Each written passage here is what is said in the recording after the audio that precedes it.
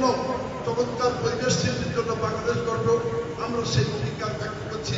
চমৎকার বাংলাদেশ, মাদক মুক্ত বাংলাদেশ, দুর্নীতি মুক্ত বাংলাদেশ, প্রশাসনের যে আজকে আমার একটি ছোট্ট ভাই বলল বাড়ি ছাড়া হয়েছে, আমি বলি এখনই নয়, আমাদের অবশ্যই তার জায়গা ফিরে দেবো আল্লাহ ন্যায় বিচারের মাধ্যমে।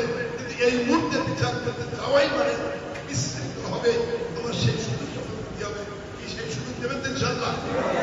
সেই সুযোগ দেওয়ার জন্য ধৈর্য, সহনশীল এবং সুষ্ঠু ভাবে থাকা, যেন কেউ বাড়াবাড়ি না করে বাংলাদেশ জাতীয়তাবাদী দলকে ক্ষমতায়নের জন্য, তারেক রহমানের হাতকে শক্তিশালী করার জন্য, ধানের শীষের প্রতীককে শক্তিশালী করার জন্য গ্রাম পর্যায়ে তোমরাই আমার সেই শক্তি, আমি তোমাদের সাথে থাকবো থাকবো থাকবো এই ঘোষণা দিয়ে এবং তোমাদের দাবি আদায়ের সংগ্রামে ব্যস্ত থাকার আহ্বান জানিয়ে তোমরা নির্বিঘ্নে বাড়ি করতে পারো, গাড়ি কিনতে পারো, জমি কিনতে পারো, এইটার পূর্ণ আস্থা দিয়েছি যে এই মুক্তি পাওয়ার পরে পূজা মন্দিরগুলো দিয়েছি, হিন্দুদের অভয় নির্ভয় দিয়েছি, সবাই দেশে হিন্দু, মুসলমান, খ্রিস্টান সবাই মিশে বাংলাদেশ জন্য সুন্দর বাংলাদেশ করতে পারি।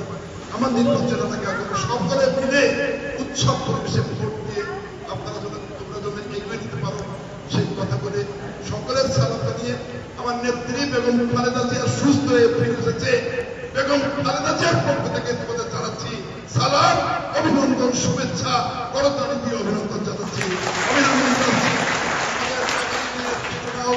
আমার প্রাণ নেতা শহীদ জিয়াউর রহমানের জ্যেষ্ঠ পুত্র খালেদা জিয়ার যোগ্য সন্তান তারেক রহমানের পক্ষ থেকে তোমাদের সশস্ত্র শ্রদ্ধা সালাম জানাচ্ছি, অভিনন্দন জানাচ্ছি, করতালি দিয়ে তারেক রহমান এবং খালেদা জিয়া ফিরে এসেছে।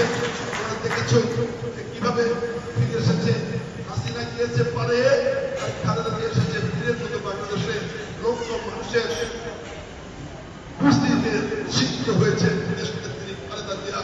একদিন বলেছিলাম খালেদা জিয়া তারেক শেখ হাসিনা পালায় যায়, খালেদা জিয়া পালাবো না। আজকে তাই প্রমাণই হয়েছে, আমাদের শিক্ষিত হয়েছে।